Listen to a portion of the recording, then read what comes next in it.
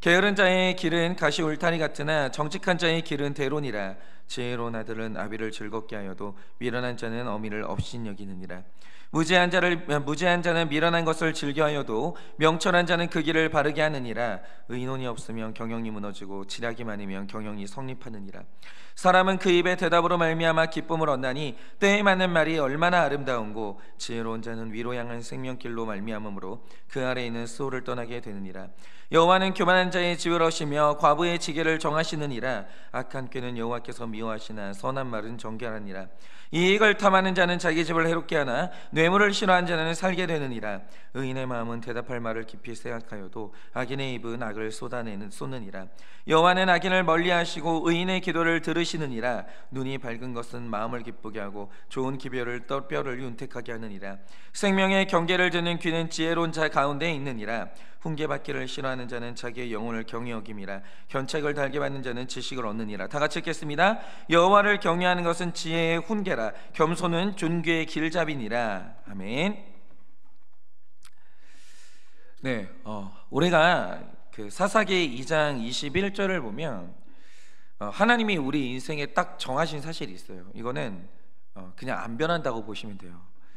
뭐 인생의 어느 날 하나님께서 이 모든 걸 풀어주실 날이 오시겠지만, 하나님이 모든 인생에게 딱 정해놓으신 게 있는데, 그 정해놓으신 게 뭐냐면, 내가 이 백성의 삶 안에, 모든 사람의 삶 안에 그들을 괴롭게 하는 이방인 하나쯤은 남겨놓으시겠다, 이렇게 말씀하시는 거예요. 그러니까 나를 괴롭게 하는 그 이방인이 내가 배우자로 만났든 자녀로 만났든 교우로 만났든 어딜 만났든 간에, 내가 이 이방인이 싫다라고 해서 뛰쳐나간다, 그럼 내가 가는 그곳에도 나의 마음을 괴롭히는 이방인 하나는 하나님이 주시는 거예요. 그거는 모든 사람의 인생에 반드시 있어요. 목회자가 내가 오늘 목회하는 이 여기에 내가 같이 있으면 너무 괴로운 성도가 있을 수 있어요. 말끝마다 하는 일마다 나를 괴롭게 하는 성도가 있을 수 있어요. 그래서 목회자가 나는 여기 못하겠다는 거예요.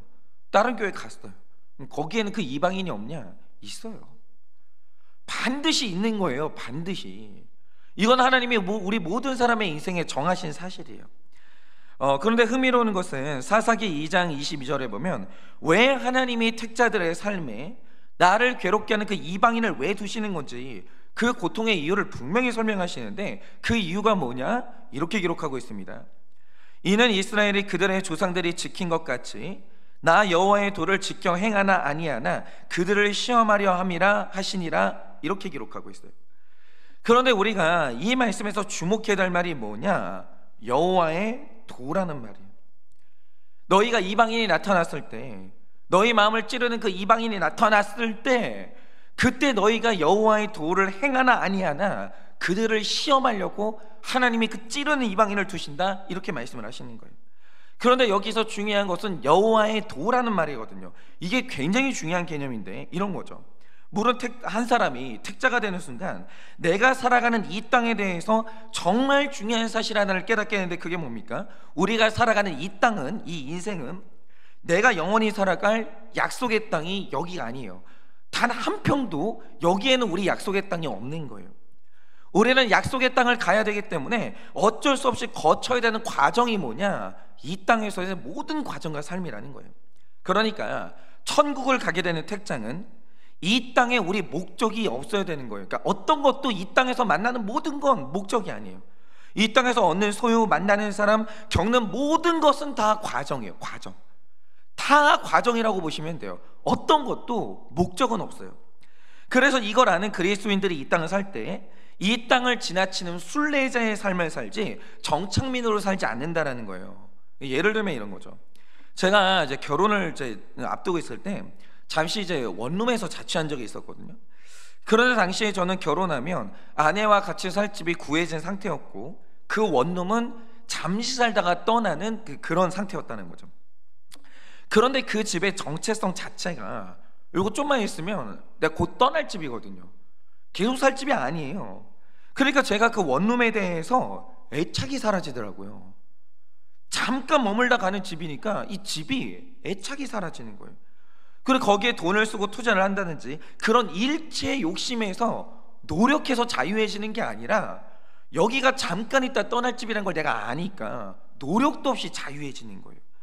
그러면서 당시에 이제 쓰던 뭐 전기밥솥이 있었는데 이게 굉장히 낡고 좀 말썽을 부렸거든요. 그런데 그냥 그걸 썼어요. 왜냐?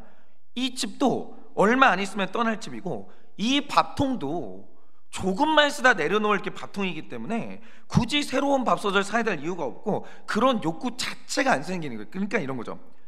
잠깐이라는 타이틀을 붙잖아요. 다 자유해지는 거예요. 다 자유해지는 거예요. 그냥 집착이 안 생기는 거예요. 다시 말해서 그 원룸은 저의 정착지가 아니라 잠시 머물렀다가 떠나는 정류장이었기 때문에 너무나 자연스럽게 떠나는 자의 삶을 살게 되더라고요. 그게 되는 거예요. 그런데 바로 이게 천국을 가게 되는 택자가 이 땅에 대해서 가지게 되는 태도라는 거죠. 그런데 천국을 향해서 지금 우리는 날마다 걷는 중이에요. 그러니까 천국이 없는 사람들은요 그 자체를 방황이라고 하는 거예요. 왜 살아요? 그러니까 왜 살아요? 그냥 죽지 못해 사는 거예요. 그냥 뱅글뱅글 도는 거예요. 이 땅 안에서. 택자는 그게 아니에요. 가야 될 길이 정확하게 정해져 있고 거기로 날마다 한 걸음씩 가까워지는 거, 그게 우리 인생인 거예요. 정확한 거죠. 그런데 이렇게 날마다 확실한 방향을 향해서 걷고 있는 우리에게 중요한 게 뭐냐? 천국으로 가는 그 길이 딱 하나로 정해져 있다는 거예요. 그걸 성경은 여호와의 도라고 말하는 거예요. 그런데 오늘날 우리 문화에서 이게 헷갈리는 게 뭐냐면 지금 흔히 우리가 사는 사회를 다원주의 사회라고 하잖아요. 이 말 뜻이 뭐냐면 완전히 다른 너와 내가 함께 어우러져 사는 게 미덕이다. 이게 다원주의예요. 근데 이 다원주의가 너무 맞죠. 예를 들어서 완전히 다른 흑인과 황인종이 조화를 이루고 함께 살아야 된다, 화목해야 된다. 완전히 미덕이죠. 이래야죠. 그러니까 서로 다른 것이 화목하고 어울린다는 건 좋은 거예요. 섞여야 됩니다. 하나 돼야 돼요. 그런데 기독교와 신천지는 다른 게 아니에요. 틀린 거예요. 그런데 맞는 것과 틀린 것의 연합도 미덕이다라고 하면 저는 그런 다원주의에는 동의할 수가 없는 거예요. 그러니까 완전히 너와 내가 다르다, 동의할 수 있어요. 하나 될 수 있어요. 그런데 너와 내가 틀리다, 이거는 인정 못해요. 아니 어떻게 틀린 것과 내가 하나가 될 수 있어요? 저는 죽었다 깨어나도 그렇게는 못하는 거죠. 마찬가지로 하나님 나라에 이르는 여호와의 도라는 것은 틀린 길이 있어요. 맞는 길이 있어요. 여러분, 이 도는 여러 가지 길이 있는 게 아니에요. 하나님이 성경 66권을 통해서 말씀하시는 바로 그 길 하나만 여호와의 도이고 하나님이 정확히 알려주시는 그 도로 가지 않으면 하나님 나라에는 이를 수가 없는 거예요. 그러니까 이 다원주의자들 종교 가운데 종교적 다원주의를 가진 사람들이 있거든요. 이 사람들이 하는 말이 뭐냐? 불교를 믿든 천주교를 믿든 이슬람을 믿든 너만 도덕적으로 살면 이 길이 달라도 결국 정상에서 만난다는 거예요. 거짓말이에요. 그럼 거짓말이에요. 서로가 완전히 다른 길을 가고 있는데 어떻게 같은 목적지에서 만날 수 있겠어요? 그런 일은 없어요. 여호와의 도는 하나밖에 없는 거예요. 그 길로만 가는 거예요.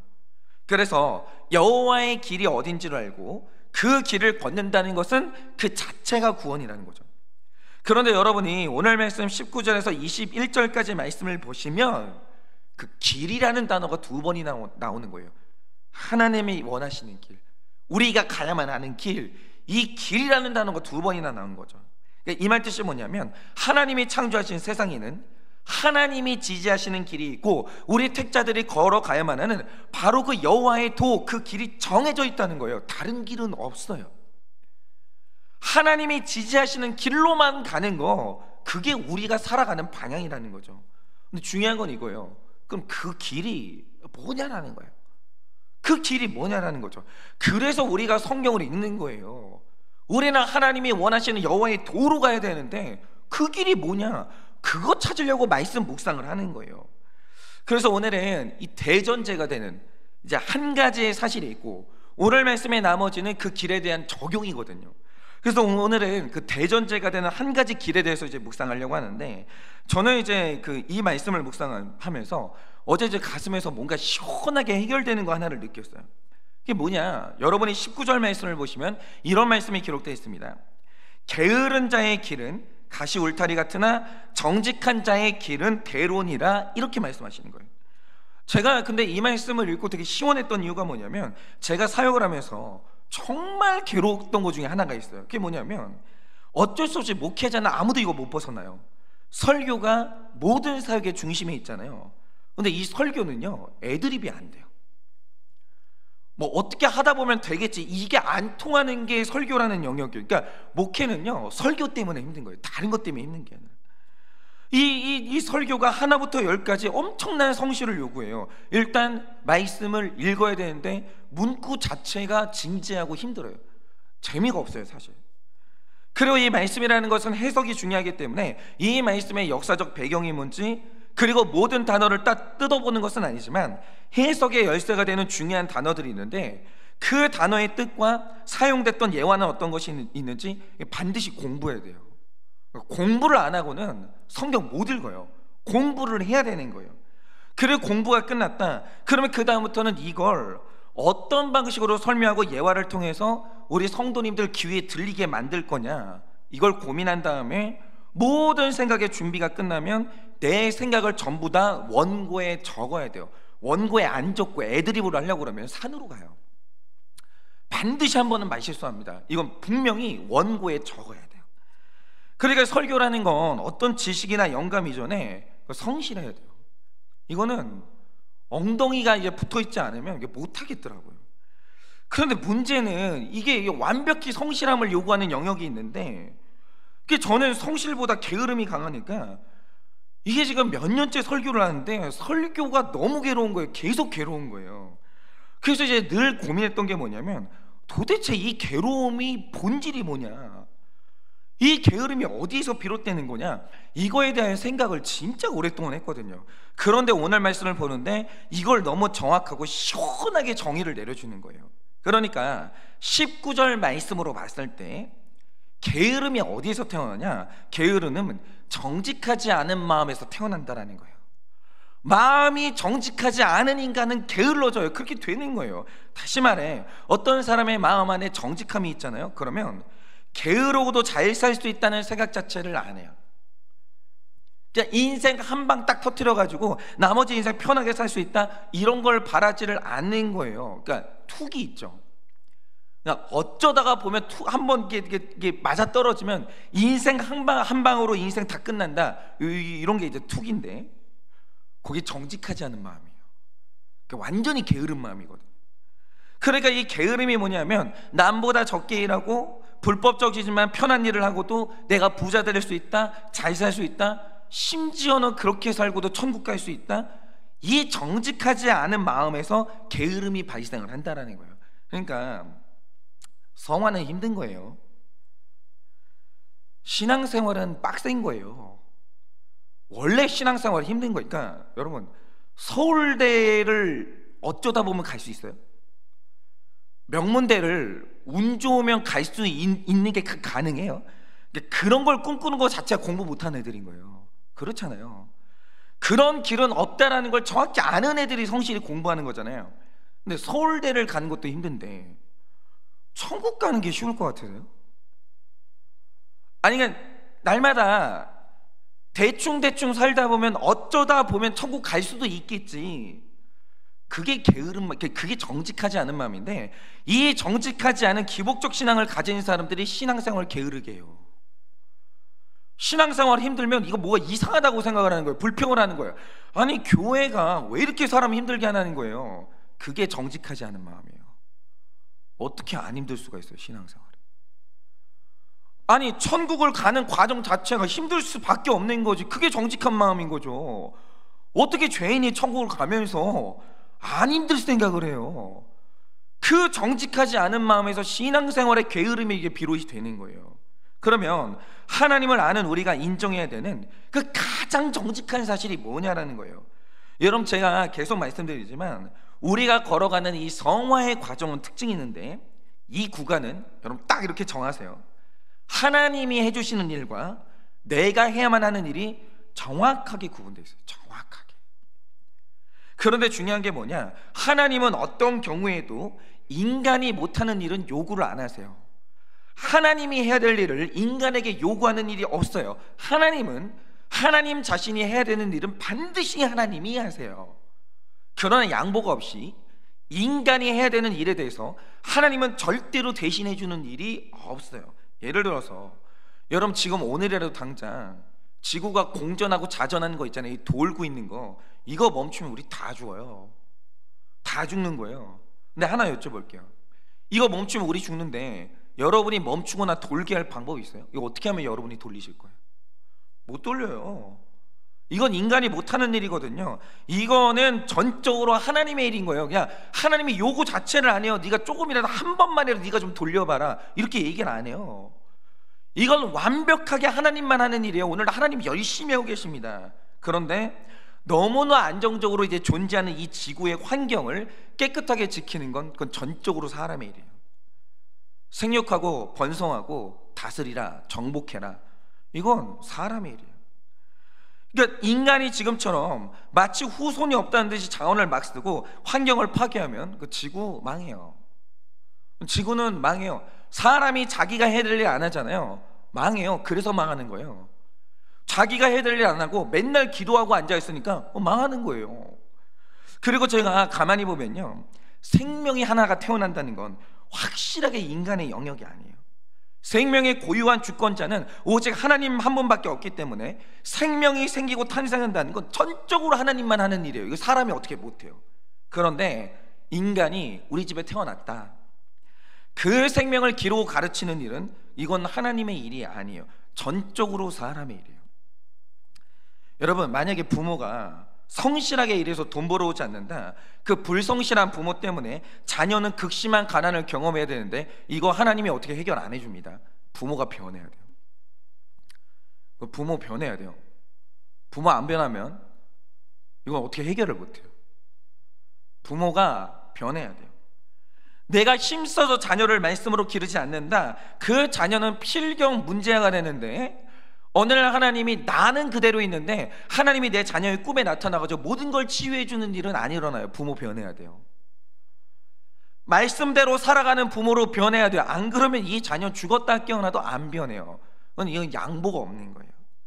여러분, 자녀를 양육하고 기르는 건 전적으로 사람이 하는 일이지 하나님은 그거 대신 안 해주십니다. 우리가 해야 돼요. 이렇게 내가 해야 될 일과 하나님이 하시는 일을 명확하게 구분하고 인정하는 것, 그래서 내가 해야 될 일은 성실하게 하는 것, 그게 바로 정직 중에 정직이라는 거예요. 내가 해야 될 일을 안 해놓고 하나님한테 원망하지 마세요. 그거는 하나님이 죽었다 깨어나도 양보를 안 해주는 일이에요.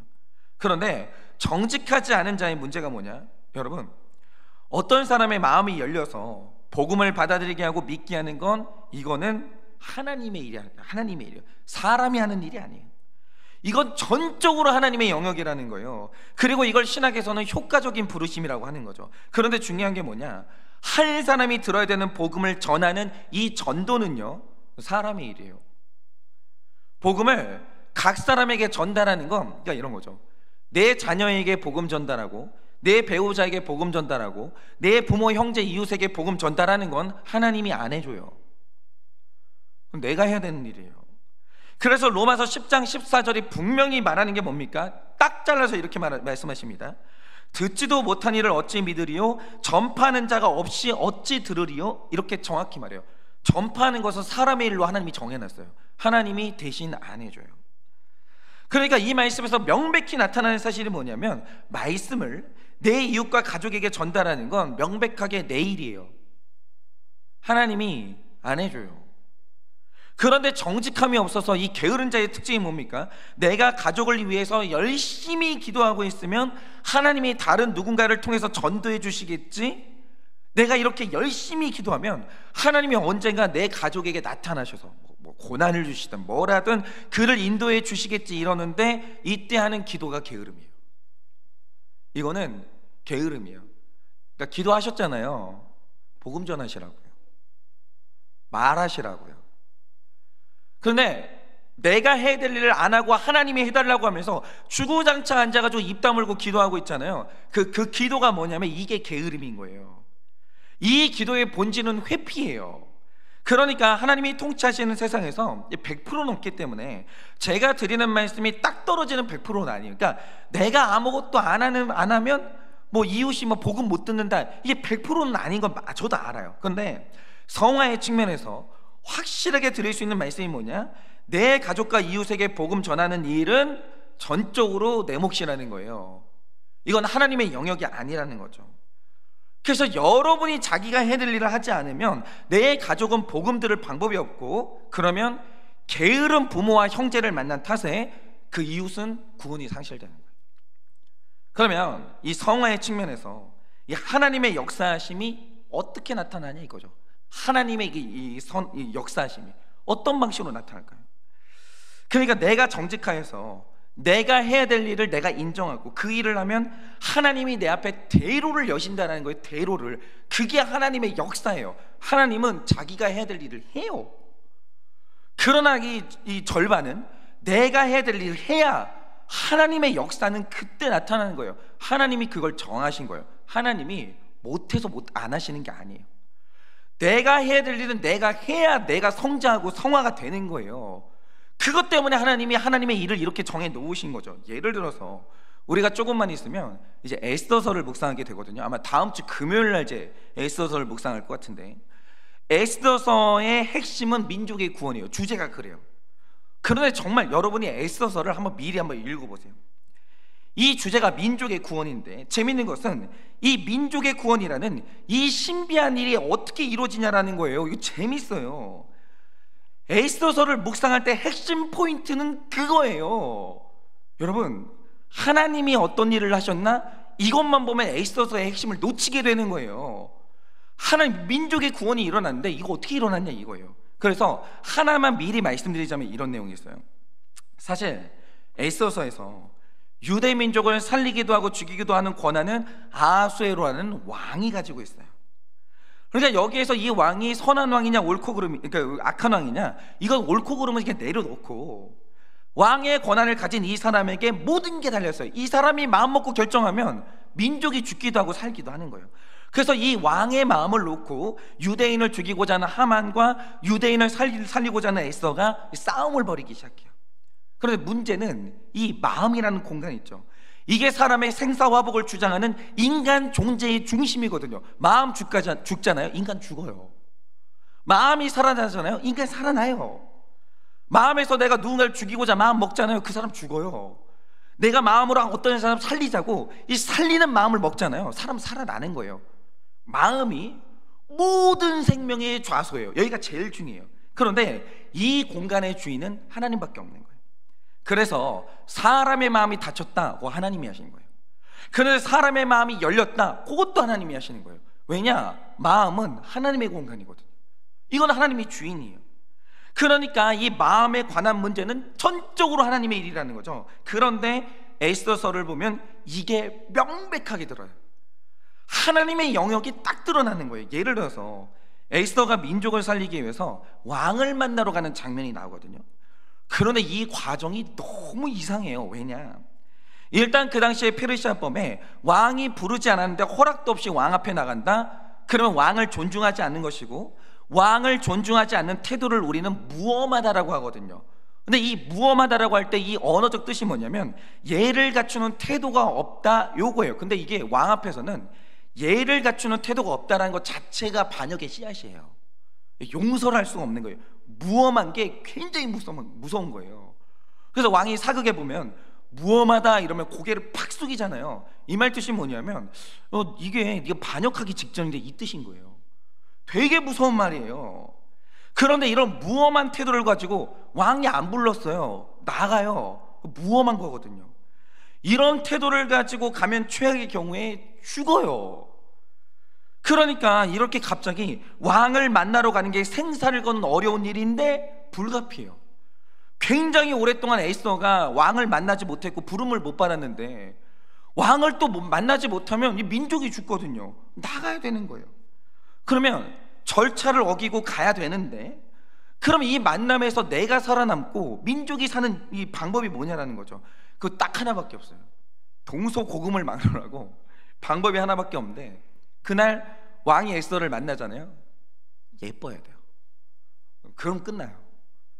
예뻐 보이면 끝나요. 참 허무하시겠지만 그게 유일한 방법이에요.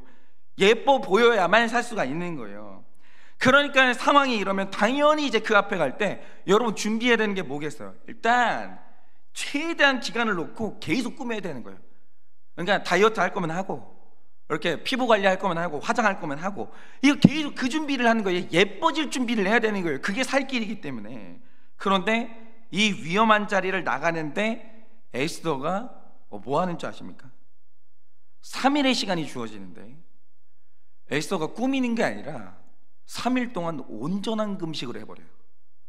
그런데 이 온전한 금식이 뭐냐면 생존에 필요한 물 외에는 어떤 음식도 먹지 않고 곡기를 끊어버리는 게 온전한 금식이에요. 그런데 여러분, 사람이요, 한번 해보셨습니까? 3일 동안 온전한 금식을 하면요, 제가 이제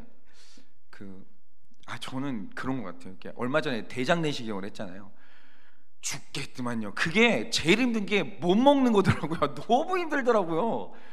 이게 물만 마시는데 죽겠는 거예요. 근데 3일을 온전한 금식을 하면요, 필경 피부가 상해요. 외모가 초췌해지는데 입술 갈라지고요, 화장을 해도 화장이 안 먹어요. 그냥 피부에 떠요. 그럼 여성들은 다 아시겠지만 그 상태에서 화장을 하잖아요. 무슨 얼굴이 귀신 분장한 것처럼 이렇게 뜨는 거예요. 기괴해지는 거죠. 그런데 생사를 걸고 왕 앞에 나아가야 되는데 예뻐야 사는데 고르고 나가는 거예요. 그런데 놀라운 사실이 뭐냐, 왕이 3일 동안 금식을 해서 분명히 필경 초췌해진 에스더를 만났어요. 근데 성경을 보면 왕이 에스더를 보는 순간 매우 사랑스러웠더라 이렇게 기록해요.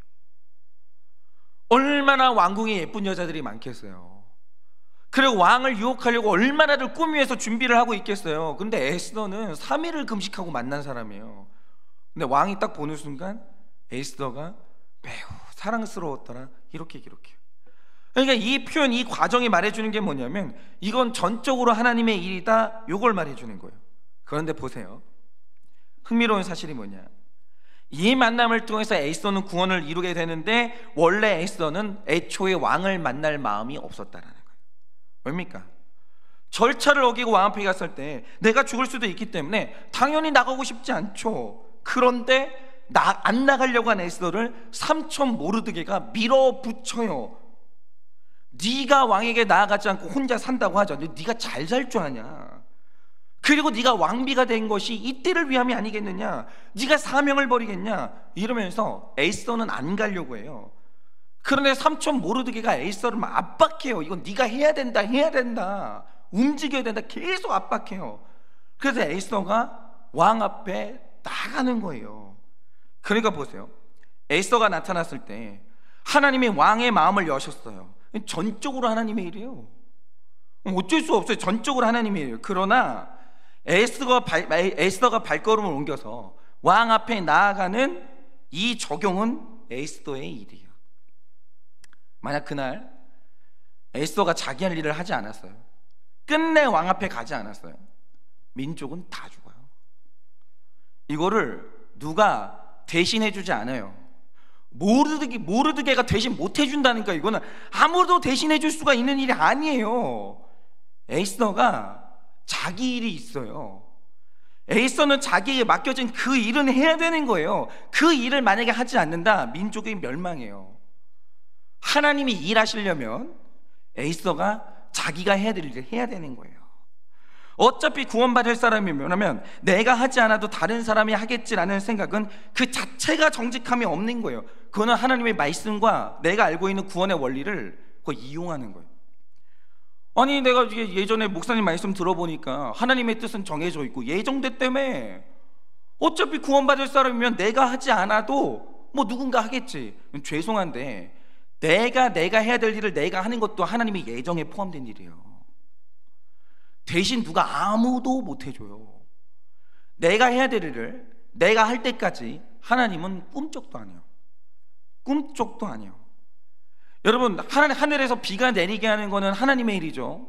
근데 3년 반 동안 그 유대 땅에 이제 비가 안 왔는데 엘리야가 기도를 했다라는 거죠. 엘리야가 기도를 하는데 기도는 그들이 해야 되는 일이에요. 안 하면 그 가뭄은 계속되는 거예요. 그러니까 내가 해야 될 일을 안 하고 하나님이 대신해 주겠지라고 하는 거, 이게 바로 굉장히 무서운 게으름이고 이게 죄라는 거죠. 하나님이 우리 모두에게 한치의 양보도 없이 정확히 말씀하시는 게 뭐냐, 일단 하나님이 우리에게 어떤 역할을 요구하실 때 우리가 못하는 일은 결단코 요구 안 하세요. 그러니까 하나님이 요구하시는 일이 요나가 그랬던 것처럼 하기 싫은 일일 때는 있어요. 그 인정. 그쵸? 죽도록 하기 싫은 일일 때는 있어요. 그러나 중요한 사실이 뭐냐? 하지 못하는 일을 시키지 않아요. 하기 싫을 뿐인 거예요. 그리고 나에게 요구하시는 일은 내 일이기 때문에 내가 안 하면 내게 주시고자 하는 하나님의 복도 받을 수가 없고, 하나님도 자기 일을 안 하세요. 그건 하나님이 정하신 섭리예요. 이걸 정직하게 받아들이세요. 오늘 여러분이 하셔야 되는 일이 뭡니까? 직감적으로 느끼시죠? 이건 아무도 대신해 줄 수가 없고, 이건 내 성화를 위해서 나에게 맡겨진 내 일이구나, 이거 직감적으로 느껴지는 일이 있잖아요. 그거는 하셔야 돼요. 그걸 미루시잖아요. 미루는 딱 그만큼의 기간만큼 하나님의 역사는 점점 지체되고 멀어지는 거예요. 이거는 양보를 안 해요. 하나님은 조급할 게 없는 분이에요. 하나님은 아쉬운 게 없는 분이에요. 그리고 제가 분명히 말씀드리지만, 만약에 우리가 내가 해야 될 일 안 한다, 그러면 하나님은 안 하면 그만이에요. 하나님은 우리가 복을 못 받으니까 이런 거죠. 이 땅에서 자기가 해야 될 일 안 한다, 신자라도 택자라도 이 땅 살아가는 내내 고난 가운데 살아야 돼요. 그거는 하나님이 면제를 안 시켜줘요. 우리의 모든 고난이 풀리려면 방법 딱 하나밖에 없는데, 그게 뭐냐? 오늘 내가 해야 될 일을 해야 돼요. 하기 싫어도 할 수 있는 일이기 때문에 해야 돼요. 근데 그걸 회피하지 않는 게 뭐냐? 그게 바로 오늘 말씀이 말하는 정직함이라는 거예요. 그런데 나만 정직하여서 내가 해야 될 일을 하면 하나님은 나와 함께 일하시면서 우리 인생의 대로를 그때 여시는 거예요. 그러니 오늘 우리가 각자의 마음에서 그 부정직한 마음, 어찌어찌 살다 보면 되겠지, 이 부정직한 마음을 버리시고 정직하게 내가 해야 될 일을 적용하셔서 하나님과 함께 귀한 하나님의 구원의 역사를 이루는 여러분들 되시기를 예수님의 이름으로 축원합니다. 이 시간에 제가 기도하고 축도함으로 예배를 마치겠습니다. 기도하겠습니다. 하나님, 오늘 하나님께서 여호와의 도를 정하셨다라고 합니다. 여호와의 도는 정직하여서 게으르지 않는 것입니다. 그런데 주님, 이 세상에서 가장 중요한 정직이 무엇입니까? 하나님의 역사를 이루기 위해서는 하나님이 하시는 일이 있지만 내가 해야 되는 일도 있다라는 것입니다. 오늘도 하나님의 역사가 내 삶 가운데 이루어지지 않는 것은 하나님이 자기가 해야 될 일을 안 해서가 아닙니다. 원인은 딱 하나밖에 없습니다. 하나님은 여전히 하나님이 하셔야 될 일을 하고 있는데 내가 해야 될 일을 안 하고 있으니 오늘 내 삶 가운데 하나님이 일하심이 없는 것입니다. 주님, 회피하지 말게 하여 주시옵소서. 주님, 우리가 배운 말씀을 이용하지 말게 하여 주시옵소서. 주님, 게으르지 말게 하여 주시옵소서. 그래서 오늘 내가 해야 될 일을 함으로 말미암아 하나님의 대로를 열고 하나님이 주시는 복을 받아 누리는 우리가 될 수 있도록 주님께서 은혜 위에 은혜를 더하여 주시옵소서. 지금은 우리 주 예수 그리스도의 은혜와 하나님 아버지의 그 크신 사랑과 성령님의 위로하시고 교통하여 주시는 그 역사하심, 오늘도 하나님께서 나를 위해 열심히 일하시고 있음을 믿고 이제 내가 해야 될 일을 함으로 말미암아 하나님의 역사하심을 이루기 원하는 사랑하는 모든 주의 종들의 머리 위에 지금으로부터 영원 무궁토록 함께 있을지어다. 아멘.